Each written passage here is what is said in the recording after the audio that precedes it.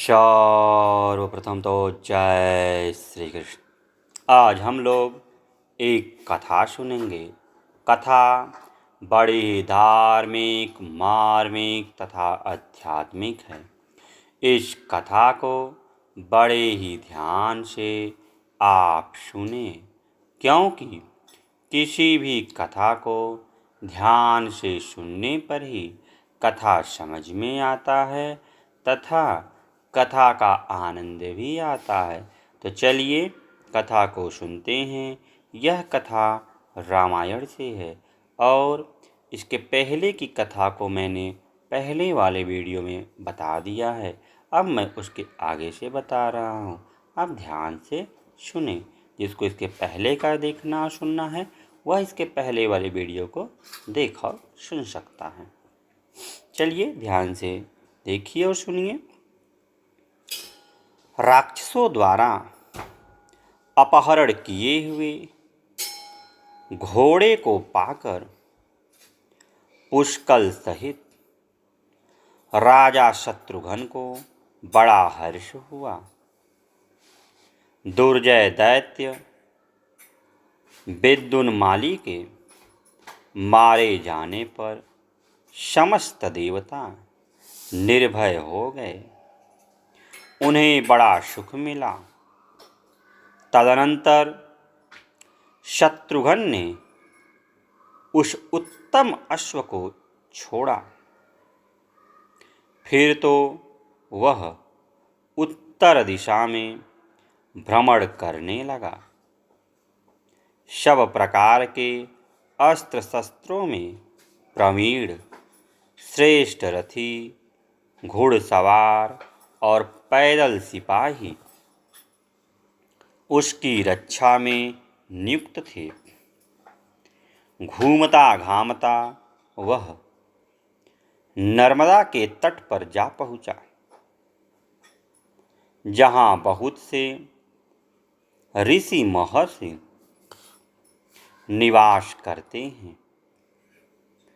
नर्मदा का जल ऐसा जान पड़ता था मानो पानी के व्याज से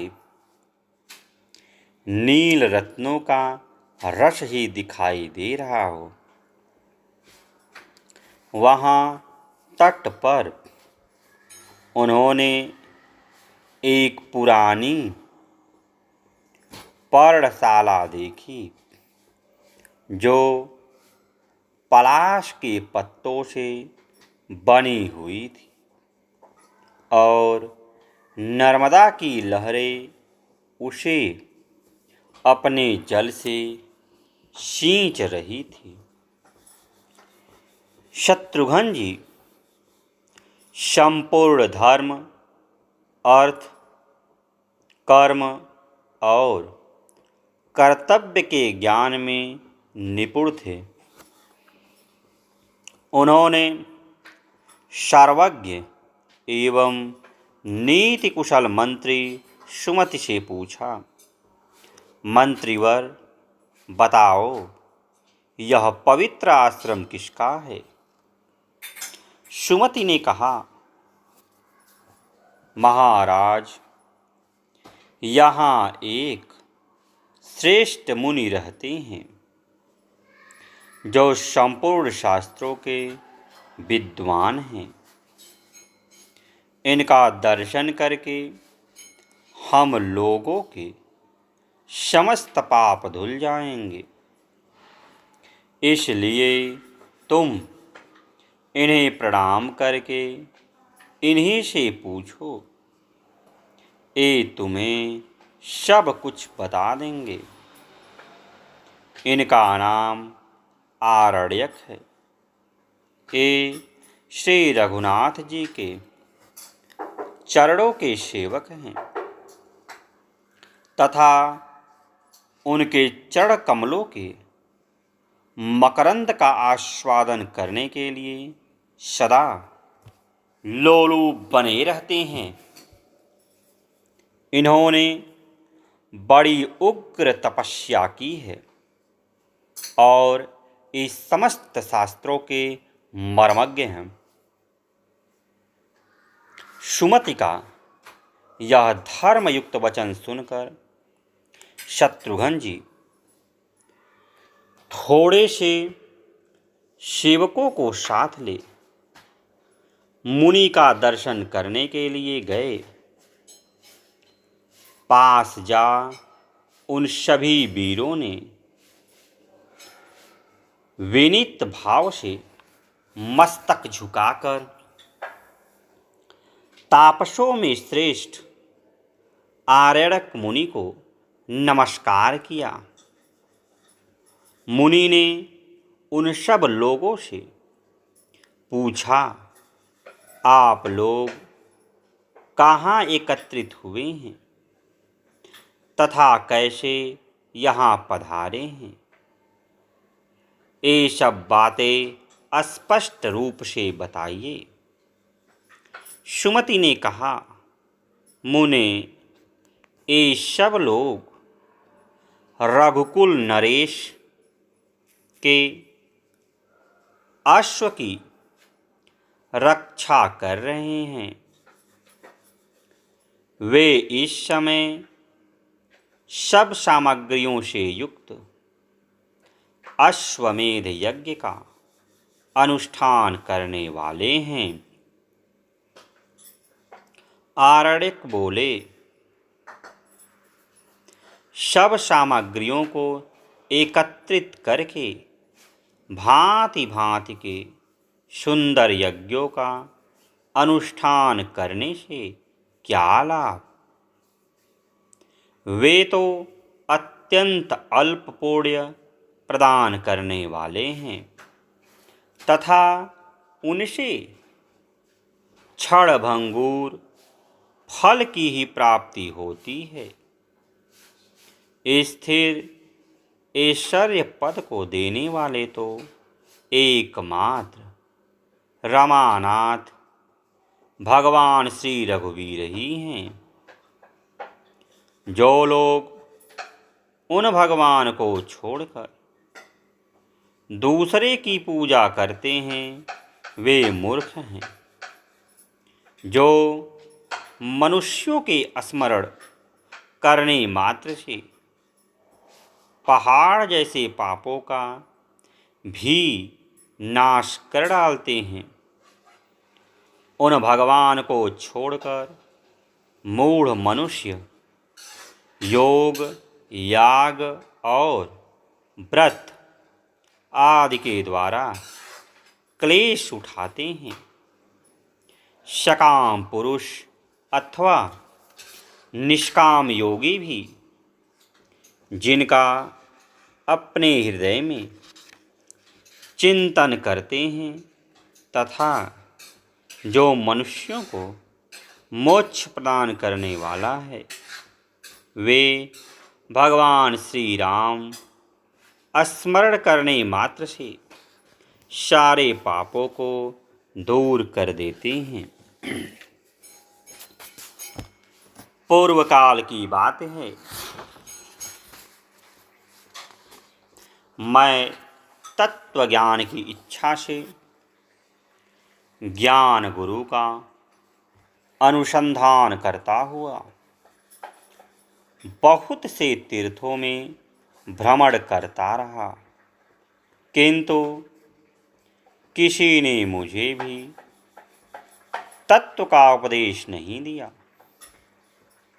उसी समय एक दिन भाग्यवश मुझे लोमश मुनि मिल गए। वे स्वर्गलोक से तीर्थ यात्रा के लिए आए थे। उन महर्षि को प्रणाम करके मैंने पूछा, स्वामिन, मैं इस अद्भुत और दुर्लभ मनुष्य शरीर को पाकर भयंकर भवसागर के पार जाना चाहता हूँ। ऐसी दशा में मुझे क्या करना चाहिए? मेरी यह बात सुनकर वे मुनिश्रेष्ठ बोले, विप्रवर, एकाग्रचित्त होकर पूर्ण श्रद्धा के साथ सुनो। संसार समुद्र से तरने के लिए दान, तीर्थ, व्रत, नियम, यम, योग तथा यज्ञ आदि अनेकों साधन हैं। ये सभी स्वर्ग प्रदान करने वाले हैं, किंतु महाभाग, मैं तुमसे एक परम गोपनीय तत्व का वर्णन करता हूँ, जो सब पापों का नाश करने वाला और संसार सागर से पार उतारने वाला है। नास्तिक और श्रद्धाहीन पुरुषों को इसका उपदेश नहीं देना चाहिए। निंदक, शठ तथा भक्ति से द्वेष रखने वाले पुरुष के लिए भी इस तत्व का उपदेश करना मना है। जो काम और क्रोध से रहित हो, जिसका चित्त शांत हो तथा जो भगवान श्री राम का भक्त हो, उसी के सामने इस गूढ़ तत्व का वर्णन करना चाहिए। यह समस्त दुखों का नाश करने वाला सर्वोत्तम साधन है। श्री राम से बड़ा कोई देवता नहीं, श्री राम से बढ़कर कोई व्रत नहीं, श्री राम से बड़ा कोई योग नहीं तथा श्री राम से बढ़कर कोई यज्ञ नहीं। श्री राम का स्मरण, जप और पूजन करके मनुष्य परम पद को प्राप्त होता है। उसे इस लोक और परलोक की उत्तम समृद्धि मिलती है। श्री रघुनाथ जी संपूर्ण कामनाओं और फलों के दाता हैं। मन के द्वारा स्मरण और ध्यान करने पर वे अपनी उत्तम भक्ति प्रदान करते हैं, जो संसार समुद्र से तारने वाली है। चांडाल भी श्री राम का स्मरण करके परम गति को प्राप्त कर लेता है। फिर तुम्हारे जैसे वेद शास्त्र परायण पुरुषों के लिए तो कहना ही क्या। यह संपूर्ण वेद और शास्त्रों का रहस्य है, जिसे मैंने तुम पर प्रकट कर दिया। अब जैसा तुम्हारा विचार हो वैसा ही करो। एक ही देवता हैं श्री राम, एक ही व्रत है उनका पूजन, एक ही मंत्र है उनका नाम तथा एक ही शास्त्र है उनकी स्तुति। अतः तुम सब प्रकार से परम मनोहर श्री रामचंद्र जी का भजन करो। इससे तुम्हारे लिए यह महान संसार सागर गाय के खुर के समान तुच्छ हो जाएगा। महर्षि लोमश का वचन सुनकर मैंने पुनः प्रश्न किया, मुनिवर, मनुष्यों को भगवान श्री राम का ध्यान और पूजन कैसे करना चाहिए? यह सुनकर उन्होंने स्वयं श्री राम का ध्यान करते हुए मुझे सब बातें बताई। साधक को इस प्रकार ध्यान करना चाहिए। रमणीय अयोध्या नगरी परम चित्र विचित्र मंडपों से शोभा पा रही है। उसके भीतर एक कल्प वृक्ष है, जिसके मूल भाग में परम मनोहर सिंहासन विराजमान है। वह सिंहासन बहुमूल्य मरकतिमणि, सुवर्ण तथा नीलमणि आदि से सुशोभित है और अपनी कांति से गहन अंधकार का नाश कर रहा है। वह सब प्रकार की मनोभिलाषित समृद्धियों को देने वाला है। उसके ऊपर भक्तों का मन मोहने वाले श्री रघुनाथ जी बैठे हुए हैं। उनका दिव्य विग्रह दुर्वादल के समान श्याम है, जो देवराज इंद्र के द्वारा पूजित होता है। भगवान का सुंदर मुख अपनी शोभा से राका के पूर्ण चंद्र की कामनी कांति को भी तिरस्कृत कर रहा है। उनका तेजस्वी ललाट अष्टमी के अर्ध चंद्र की सुषमा धारण करता है।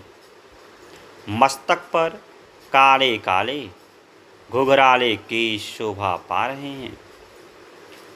मुकुट की मड़ियों से उनका मुख मंडल उद्भासित हो रहा है। कानों में पहने हुए मकराकर कुंडल अपने सौंदर्य से भगवान की शोभा बढ़ा रहे हैं। मूंगे के समान सुंदर कांति धारण करने वाले लाल लाल ओठ बड़े मनोहर जान पड़ते हैं। चंद्रमा की किरणों से होड़ लगने वाली दंत पक्तियों तथा जपा पुष्प के समान रंग वाली जीहा के कारण उनके श्रीमुख का सौंदर्य और भी बढ़ गया है। शंख के आकार वाला कामनीय कंठ, जिसमें ऋक आदि चारों वेद तथा संपूर्ण शास्त्र निवास करते हैं, उनके श्री विग्रह को सुशोभित कर रहा है। श्री रघुनाथ जी सिंह के समान ऊंचे और मांसल कंधल वाले हैं। वे केरू के एवं कड़ों से विभूषित विशाल भुजाएं धारण किए हुए हैं। उनकी दोनों बाहें अंगूठी में जड़े हुए हीरे की शोभा से दे दीप्तिमान और घुटनों तक लंबी हैं। विस्तृत वक्षस्थल लक्ष्मी के निवास से शोभा पा रहा है। श्रीवत्स आदि चिन्हों से अंकित होने के कारण भगवान अत्यंत मनोहर जान पड़ते हैं। महान उदर, गहरी नाभि तथा सुंदर कटिभाग उनकी शोभा बढ़ाते हैं। रत्नों की बनी हुई करधनी के कारण श्री अंगों की सुषमा बहुत बढ़ गई है। निर्मल उरु और सुंदर घुटने भी सौंदर्य वृद्धि में सहायक हो रहे हैं। भगवान के चरण, जिनका योगी लोग ध्यान करते हैं, बड़े कोमल हैं। उनके तलवे में वज्र, अंकुश और यव आदि की उत्तम रेखाएं हैं। उन युगल चरणों से श्री रघुनाथ जी के विग्रह की बड़ी शोभा हो रही है। इस प्रकार ध्यान और स्मरण करके तुम संसार सागर से तर जाओगे। जो मनुष्य प्रतिदिन चंदन आदि सामग्रियों से इच्छा अनुसार श्री रामचंद्र जी का पूजन करता है, उसे यह लोक और परलोक की उत्तम समृद्धि प्राप्त होती है। तुमने श्री राम के ध्यान का प्रकार पूछा था, सो मैंने तुम्हें बता दिया। इसके अनुसार ध्यान करके भवसागर के पार हो जाओगे। आरण्यक ने कहा, मुनि श्रेष्ठ, मैं आपसे पुनः कुछ प्रश्न करता हूँ, मुझे उनका उत्तर दीजिए। महामते, गुरुजन अपने सेवक पर कृपा करके उन्हें सब बातें बता देते हैं। महाभाग, आप प्रतिदिन जिनका ध्यान करते हैं वे श्री राम कौन हैं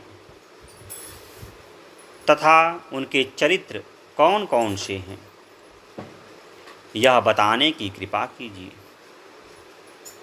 द्विज श्रेष्ठ, श्री राम ने किस लिए अवतार लिया था, वे क्यों मनुष्य शरीर में प्रकट हुए थे, आप मेरा संदेह निवारण करने के लिए सब बातों को शीघ्र बताइए।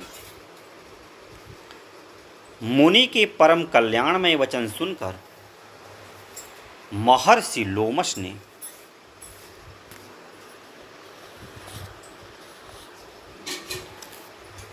श्री रामचंद्र जी के अद्भुत चरित्र का वर्णन किया। वे बोले, योगेश्वरों के ईश्वर भगवान ने संपूर्ण लोगों को दुखी जानकर संसार में अपनी कीर्ति फैलाने का विचार किया। ऐसा करने का उद्देश्य यह था कि जगत के मनुष्य मेरी कीर्ति का गान करके घोर संसार सागर से तर जाएंगे। यह समझकर भक्तों का मन लुभाने वाले दया सागर भगवान ने 4 विग्रहों में अवतार धारण किया। साथ ही उनकी हृदिनी शक्ति लक्ष्मी भी अवतीर्ण हुई। पूर्व काल में त्रेता युग आने पर सूर्यवंश में श्री रघुनाथ जी का पूर्ण अवतार हुआ। उनकी श्री राम के नाम से प्रसिद्धि हुई। श्री राम के नेत्र कमल के समान शोभायमान थे। लक्ष्मण सदा उनके साथ रहते थे। धीरे धीरे उन्होंने यौवन में प्रवेश किया। तत्पश्चात पिता की आज्ञा से दोनों भाई श्री राम और लक्ष्मण महर्षि विश्वामित्र के अनुगामी हुए। राजा दशरथ ने यज्ञ की रक्षा के लिए अपने दोनों कुमारों को विश्वामित्र के अर्पण कर दिया था। वे दोनों भाई जितेंद्रीय, धनुर्धर और वीर थे। मार्ग में जाते समय उन्हें भयंकर वन के भीतर ताड़का नाम की राक्षसी मिली। उसने उनके रास्ते में विघ्न डाला। तब महर्षि विश्वामित्र की आज्ञा से रघुकुल भूषण श्री रामचंद्र जी ने ताड़का को परलोक भेज दिया। गौतम पत्नी अहल्या, जो इंद्र के साथ संपर्क करने के कारण पत्थर हो गई थी, श्री राम के चरण स्पर्श से पुनः अपने स्वरूप को प्राप्त हो गई। विश्वामित्र का यज्ञ प्रारंभ होने पर श्री रघुनाथ जी ने अपने श्रेष्ठ बाणों से मारीच को घायल किया और सुबाहु को मार डाला। तदनंतर राजा जनक के भवन में रखे हुए शंकर जी के धनुष को तोड़ा। उस समय श्री रामचंद्र जी की अवस्था 15 वर्ष की थी। उन्होंने 6 वर्ष की अवस्था वाली मिथिला कुमारी सीता को, जो परम सुंदरी और अयोनिजा थी, वैवाहिक विधि के अनुसार ग्रहण किया। इसके बाद श्री रामचंद्र जी 12 वर्षों तक सीता के साथ रहे। 27वें वर्ष की उम्र में उन्हें युवराज बनने की तैयारी हुई। इसी बीच में रानी कैकेयी ने राजा दशरथ से 2 वर मांगे।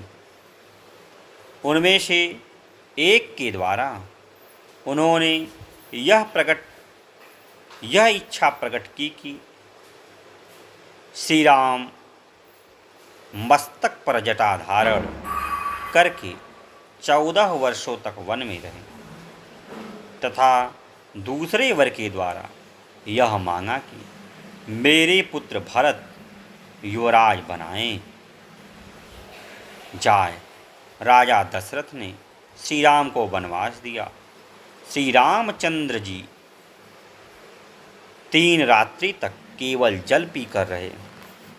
चौथे दिन उन्होंने फलाहार किया और 5वें दिन चित्रकूट पर पहुंचकर अपने लिए रहने का स्थान बनाया। इस प्रकार वहाँ 12 वर्ष बीत गए। तदनंतर 13वें वर्ष के आरंभ में वे पंचवटी में जाकर रहने लगे। महामुने वहाँ श्री राम ने लक्ष्मण के द्वारा सुफड़का नाम की राक्षसी को उसकी नाक काटकर कुरूप बना दिया। तत्पश्चात वे जानकी के साथ वन में विचरण करने लगी। इसी बीच में अपने पापों का फल उदय होने पर 10 मस्तकों वाला राक्षस राज रावण सीता को हर ले जाने के लिए वहाँ आया और माघ कृष्णा अष्टमी को वृंद नामक मुहूर्त में, जब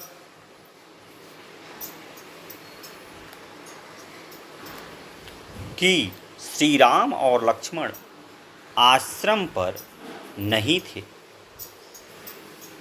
उन्हें हर ले गया। उनके द्वारा अपहरण होने पर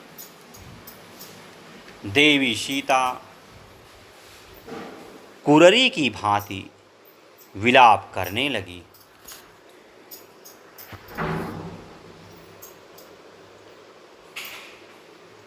हाय राम, हाय राम,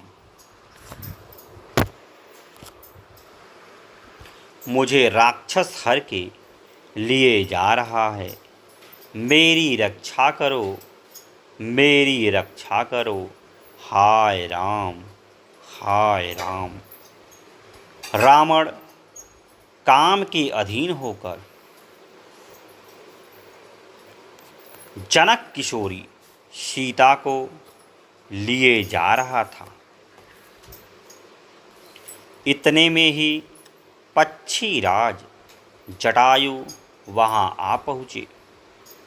उन्होंने राक्षस राज रावण के साथ युद्ध किया, किंतु स्वयं ही उसके हाथ से मारे जाकर धरती पर गिर पड़े। इसके बाद 10वें महीने में अगहन शुक्ला नवमी के दिन संपाति ने वानरों के इस बात की सूचना दी कि सीता देवी रावण के महल में निवास कर रही हैं। तो आज के लिए इतना ही, फिर किसी दिन अन्य वीडियो मिलते हैं। तब तक के लिए जय श्री कृष्ण, जय श्री कृष्ण।